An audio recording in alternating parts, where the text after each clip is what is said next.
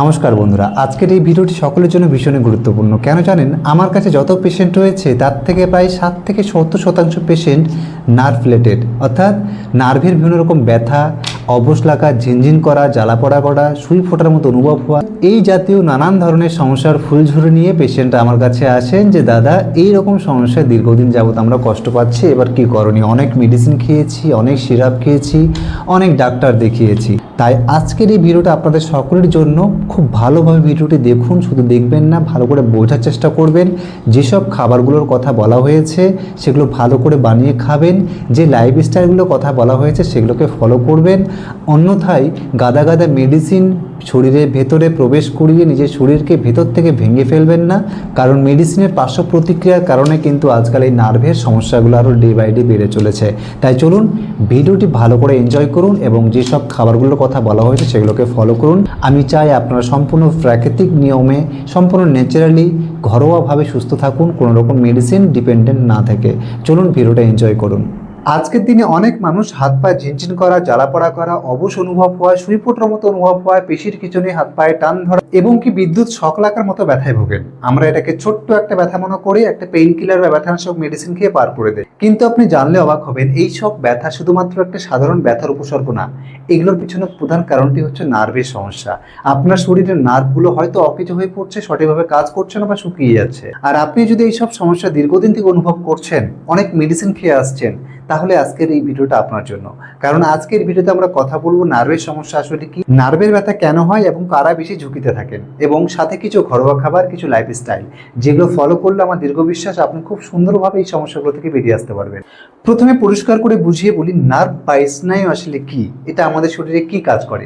Nerve বলতে বোঝায় একটা ইলেকট্রিক্যাল ওয়্যার বা বৈদ্যুতিক তার, যেটার মধ্যে দিয়ে সিগন্যাল প্রবাহিত হয়। ঠিক একইভাবে আমাদের শরীরে অনেক তার রয়েছে, অনেক ইলেকট্রিক্যাল তার রয়েছে, অনেক নার্ভ রয়েছে। এই নার্ভের কাজ হলো মাথা থেকে পা এবং পা অবধি সিগন্যাল আদান প্রদান করা। ধরুন আপনি কোনো একটা গরম পাত্রে হাত রাখলেন, আপনি জানতেন না সেই পাত্রটি গরম, এবার সাথে সাথে হাতটা সেখান থেকে উঠিয়ে নিলেন কারণ সেটা গরম বলে। এই যে সংকেতটা পাঠালো, মানে হাত থেকে মাথার মধ্যে সিগন্যাল যে পাঠালো যেটা গরম, এই কাজটা সম্পূর্ণ করতে সাহায্য করে নার্ভ বা ইলেকট্রিক্যাল ওয়্যার। আপনি হাঁটছেন, হাত নাড়াচ্ছেন, ব্যথা অনুভব করছেন, ঠান্ডা গরম অনুভব করছেন, এইসবের পিছনে নার্ভের একটা গুরুত্বপূর্ণ ভূমিকা রয়েছে। আর যখন আপনার শরীরের নার্ভগুলো সঠিকভাবে কাজ করে না বা শুকিয়ে যায় বা নিস্তেজ হয়ে যায় বা ইনঅ্যাক্টিভ হয়ে যায় বা দুর্বল হয়ে যায় বা ক্ষতিগ্রস্ত হয়, তখন বিভিন্ন ধরনের সমস্যা দেখা দিতে পারে। আর এই নার্ভের সমস্যা হওয়ার প্রধান কয়েকটি কারণ রয়েছে, সেগুলোর মধ্যে প্রথমটি ডায়াবেটিসের কারণে নার্ভের সমস্যা হওয়া। যে সকল ব্যক্তিরা দীর্ঘদিন থেকে ডায়াবেটিস সমস্যা রয়েছেন বা ডায়াবেটিসের জন্য মেডিসিন খাচ্ছেন, সে সকল ব্যক্তিরা অনুভব করে থাকবেন হাত পাগুলো অবশ লাগছে, জ্বালাপোড়া লাগছে, ঝিনঝিন করছে, যেটাকে মেডিকেলি বলা হয় ডায়াবেটিক নিউরোপ্যাথি সমস্যা, অর্থাৎ ডায়াবেটিসের কারণে যে নার্ভের সমস্যা হচ্ছে। 2 নম্বর সব থেকে গুরুত্বপূর্ণ এবং নার্ভের ক্ষতিগ্রস্ত হওয়ার পিছনে, নার্ভ অকেজো হওয়ার পিছনে, নার্ভ দুর্বল এবং নার্ভ সঠিকভাবে কাজ না হওয়ার পিছনে যেটা প্রধান কারণ, সেটি হলো ভিটামিন B12 এর অভাব। ভিটামিন B12 আমাদের শরীরে একটা খুবই খুবই খুবই গুরুত্বপূর্ণ ভূমিকা পালন করে থাকে।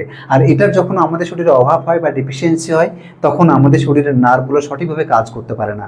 আমাদের শরীর সর্বদা টায়ার্ডনেস এবং দুর্বলতা অনুভব করে থাকি, মাথা চক্কর দিয়ে ওঠে, চোখে অন্ধকার দেখি। এছাড়াও হাত পা জ্বালাপোড়া করা, অবশ লাগা, ঝিনঝিন করা এবং সুই ফোটার মতো অনুভব হওয়া, বৈদ্যুতিক তারের মতো শক মারার মতো অনুভব করা, এইরকম উপসর্গ আপনি অনুভব করতে পারেন যদি আপনার মধ্যে এই ভিটামিন B12 এর অভাব শুরু হয়। সাধারণভাবে এই দুটোই হলো আমাদের নার্ভের সমস্যার প্রধান কারণ।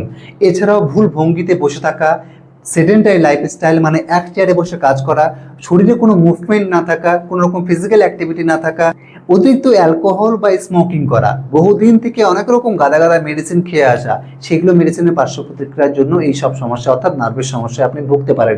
এছাড়াও যে সকল ব্যক্তিরা 50-60-এর উপরে রয়েছেন, সে সকল ব্যক্তিদের মধ্যে এই সমস্যাগুলো লক্ষ্য করা যায়, কারণ তাদের শরীরের যে কোনো রকম খাবার বা ভিটামিনস, মিনারেলসগুলো সঠিকভাবে অ্যাবজর্ব হতে পারে না, যার জন্য এই সব সমস্যা অনেক ব্যক্তি ভুগে থাকে। এর জন্য সবচেয়ে বেশি কার্যকরী খাবার হলো ভিটামিন B12 সমৃদ্ধ খাবার, এটি সব থেকে বেশি পাওয়া যায় গরুর দুধের মধ্যে, দইয়ের মধ্যে।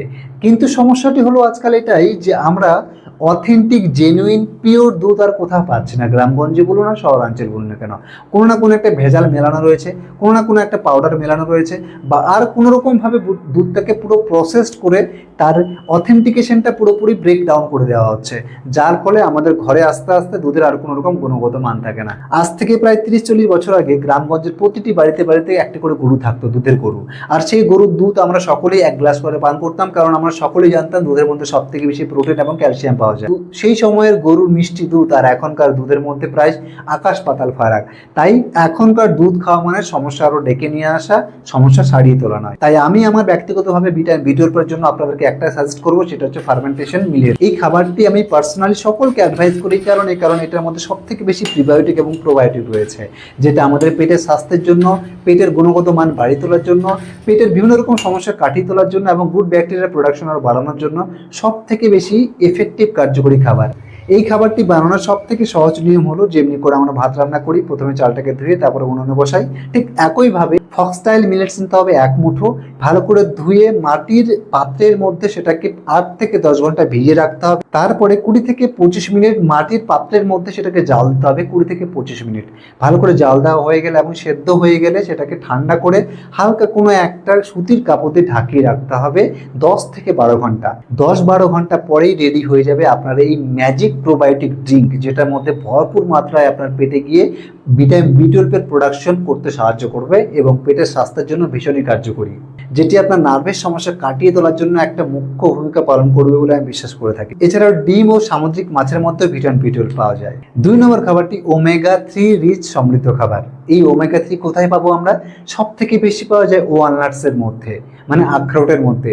2 নম্বর খাবারটি তিসি বীজের মধ্যে পাওয়া যায়। 3 নম্বর খাবারটি চিয়া সিডস এর মধ্যে পাওয়া যায়। এই খাবারগুলো আপনার দীর্ঘকালীন যে কোনো রকম প্রদাহ কমাতে সাহায্য করে, জয়েন্ট পেইন কমাতে সাহায্য করে, পেশির খিঁচুনি কমাতে সাহায্য করে এবং সাথে সাথে হার্টের জন্য, কোলেস্টেরল পেশেন্টদের জন্য এবং হার্টের রোগীদের জন্য উত্তম মানের খাবার। বন্ধুরা, এইসব খাবার খেলেই যে আপনি সমস্যা থেকে বেরিয়ে আসবেন, আপনার কোনো রকম আর কোনো চাপ নেই, চিন্তা নেই, সেটা ভুল।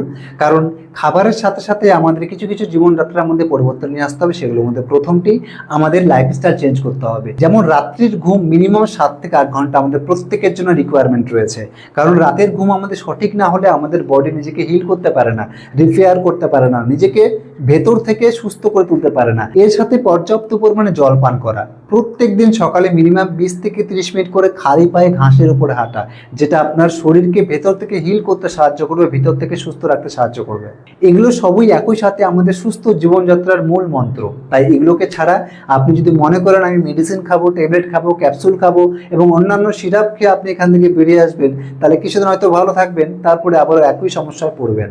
তাই কোনো রকম ড্রাগসের সাইড এফেক্ট, পার্শ্ব প্রতিক্রিয়া আপনার শরীরে পড়ার আগে নিজেকে বদলান, নিজের খাদ্যাভ্যাস পরিবর্তন করুন এবং সাথে কিছু কিছু অভ্যাস পরিবর্তন করুন। তাহলে আপনি শুধুমাত্র যে নার্ভের সমস্যা থেকে বেরিয়ে আসবেন এমনটা না, অন্যান্য সমস্যা থেকেও আপনি অনেকটা দূরে থাকবেন। চলুন আজকের ভিডিওটা আমরা এখানে শেষ করছি। আর এই ভিডিওটি যদি মনে হয় ইনফরমেটিভ, খুবই গুরুত্বপূর্ণ, তাহলে সকলের সাথে শেয়ার করুন। সকলে ভালো থাকবেন, সুস্থ থাকবেন। নমস্কার।